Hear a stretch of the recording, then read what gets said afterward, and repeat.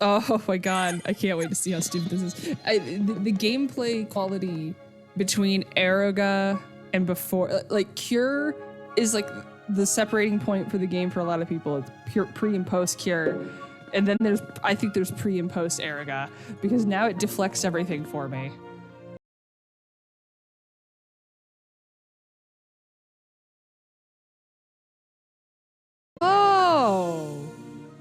Oh no, we're doing this first. Oh, please tell me this is what it is. Oh, I want my favorite Keyblade. I want my favorite Keyblade so bad. Okay, we're doing this first. Oh, wait, unless this is Sephiroth. Oh no! Okay, I'm gonna let myself die. I thought this was Ice Titan. Oh no! I'm not using any items. Rest in fucking pieces. I thought this was Ice Titan! I remember actually enjoying the fight until I crack up at this. Cause I just can't tell what's going on. Come on, buddy. I just want to see. I just want to see. I know that the Behemoth, same. This is the Behemoth one in, Pridelands. Tetsu Nomura said his favorite world by far is the Pridelands. And that boss fight is in there. I was like, all right, that scans. That's one of the best Heartless fights of the entire game. And it's actually credited, oh, hey, look at that. It's the precursor to it. It's credited with them feeling confident to make more Heartless that are intended to be directly, these were the Heartless of the Disney villains when they fucked up or they died in their story. Because this game is one of the only ones that directly Guy Ferrari Heartless. No, it's the Behemoth that you fight in Pridelands being implied to be Scar's Heartless. It's incredibly cool. And this is the only game where they I guess you could say, like, drastically change in some form, had Disney villains die, because Clayton got it bad. Clayton got it fucking bad in the original, and also Turk dies. Not Turk.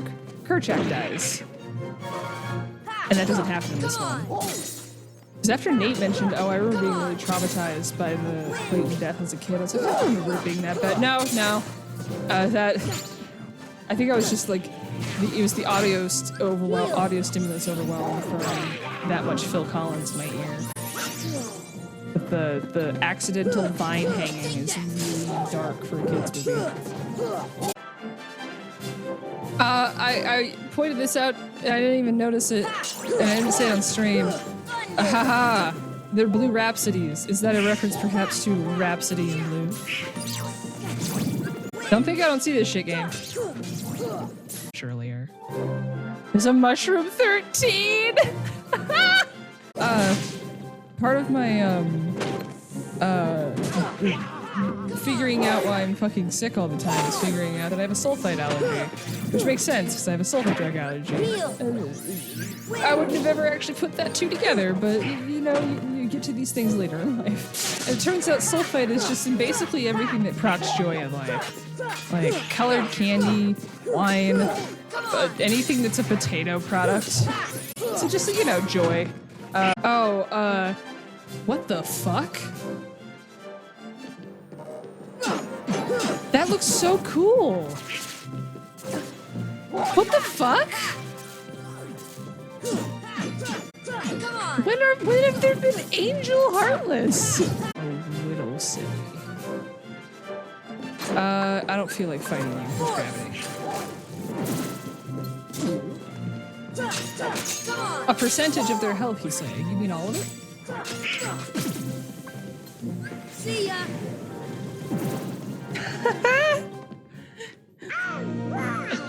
Get fucking flattened. Almost there. Yo, wait, hey, he's not even the head of his cup? You only fight him in kayfabe. Yeah, I guess you do. Oh god. Is Hades the Vince McMahon of the Kingdom Hearts universe?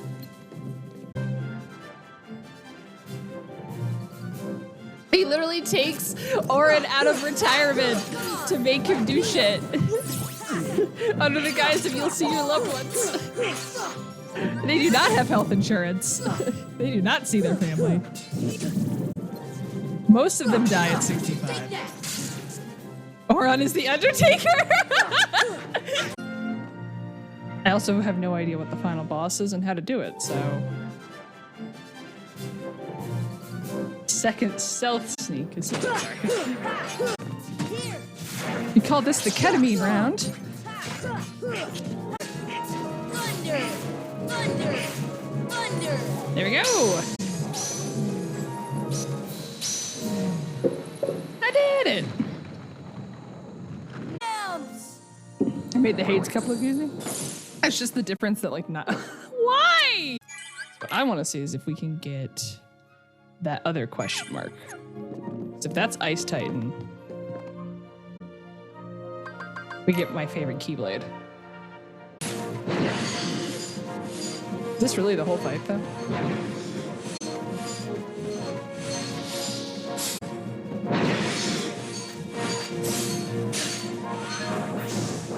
Holy shit, the projectiles. But like look at the amount of shit happening on screen. Like the human brain can't comprehend all of this. Like I'm sorry. I'm trying not to get frustrated, but I cannot pay attention to what's going on. Oh my god! Even when you dodge it or jump over it, you still get punished for it. This if I die at this point after all of this work, what the fuck is happening? I can't wait for someone to be like, oh, this is the best boss in the game. You just suck. It's just, there are things that like when you're a kid, you have infinite time and you don't understand what a good boss fight is. I'm sure that this was like the coolest thing in the world to be. I didn't even get like what felt like a setup for that. We did it. And the saddest part is that it doesn't feel good, because that was legitimately insane. Oh, I feel like I have blindness. I feel like I have river blindness. The heart. As a start, I have built a device that artificially creates Heartless. Oh, that's great. But the only natural Heartless are Shadow's dark side, Invisibles, and Shadow Balls. Oh god! Wait, does that mean that Ansem is the one theming the Heartless to the worlds? That Ansem's just like, well, this aesthetic fits. But also, like, we're talking about they needed to make a bigger, badder guy behind the surface, or like behind, like a bigger person pulling the strings. And their solution for that was Ansem. But how they did it was they made documents that you got both that showed someone of benevolency, then showed someone of malevolency, which I'm pretty sure benevolency is not. Benevolency is a word. Malevolency, I'm pretty sure. I'll have to look up if either of those are words now. But it hit me last night. I'm like, wait a second. They did it. They made a big bad guy that works really well, and they didn't show you shit. And you realize like that's because they had to add it later on, and they don't have the time or ability to go back and add these like appearances from this big evil guy. So what do? Oh, they just have clever documents. It's one of the few times I've been thinking of a game managing to have like the lore written in like a very small written form, build up a villain like that. Hunt the most dangerous game. My mana bar makes me feel so happy. Like that, my mana bar is happy to see me. I'm happy to see my mana bar.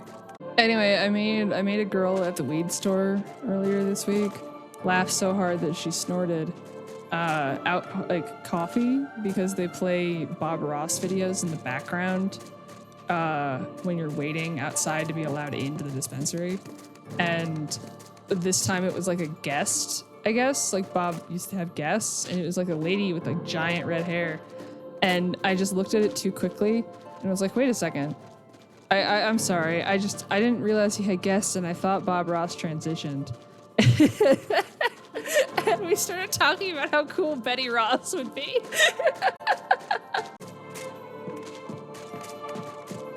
Wait, isn't Betty Ross the cake lady? Does she make the cake mixes? I'm not up on my cake lore.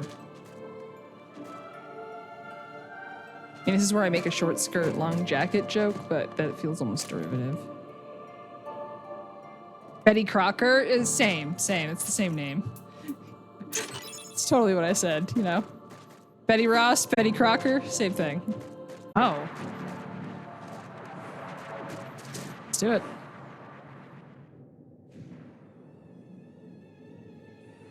This is what I wanted Colin to see.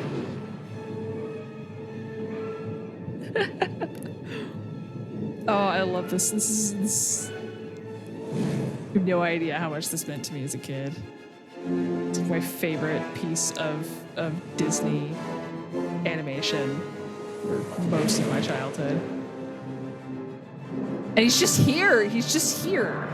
Like, the only thing I can think is that it's a joke on the fact that he's the Dark Prince and that he's the Heartless of Satan. I also love that the color scheme in this game a bit more than 2, I think. Because, like, look at this. I mean, just like it's like a pallid neon green against purples and blues and darkness. Like, it's just, it's not the depictions of the things that they're talking about the most that you're used to seeing, I think is what I'm trying to say. Save spot before. Hey, look at that. Oh, that's the door to the final boss. Got it. Is it literally called the point of no return? No, final rest. Okay. I love it when it's that clear.